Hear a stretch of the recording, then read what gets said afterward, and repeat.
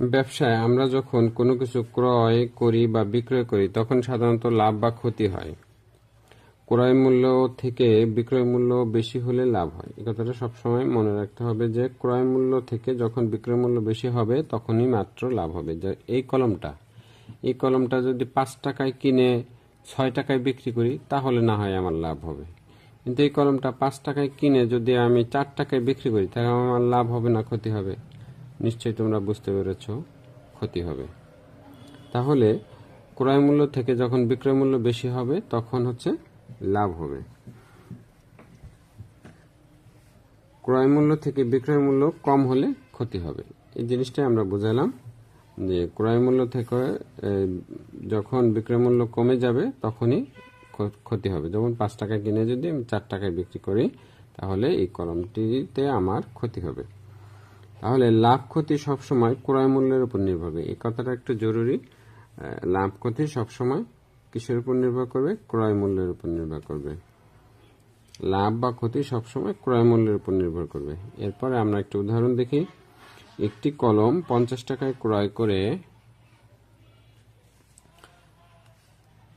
56 টাকায় বিক্রি করা হলে লাভ কত পার্সেন্ট হবে? শতকরা কত লাভ হবে তাই জিজ্ঞেস করেছে এখানে। আবার একটি খাতা 15 টাকায় ক্রয় করে 12 টাকায় বিক্রয় করা হলে ক্ষতি শতকরা কত হবে, কত পার্সেন্ট হবে? এখন প্রথম অঙ্কটা একটু দেখি। লাভ ক্রয় মূল্য সাথে বিক্রয় মূল্য বেশি কিনা এটা আমরা দেখব। তাহলে এখানে ক্রয় মূল্য ছিল কত? 50 টাকা। বিক্রয় মূল্য কত? 56 টাকা। তাহলে লাভের পরিমাণ কত? 56 বিয়োগ 50 সমান 6 টাকা। লাভ হচ্ছে 6 টাকা। এখন এই যে আমরা একটু আগে বলেছি লাভ বা ক্ষতি সবসময় ক্রয় মূল্যের উপর নির্ভর করে। তাহলে দেখা যাচ্ছে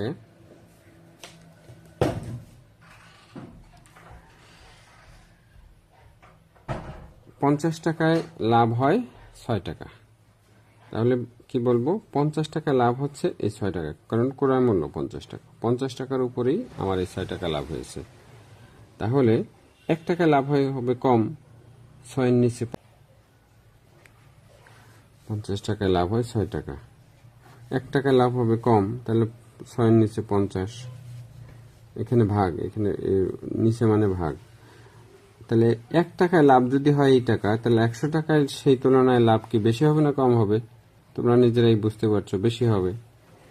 তাহলে এই 100টা এখানে যে গুণ হবে, এখানে 6 নিচে হচ্ছে 50।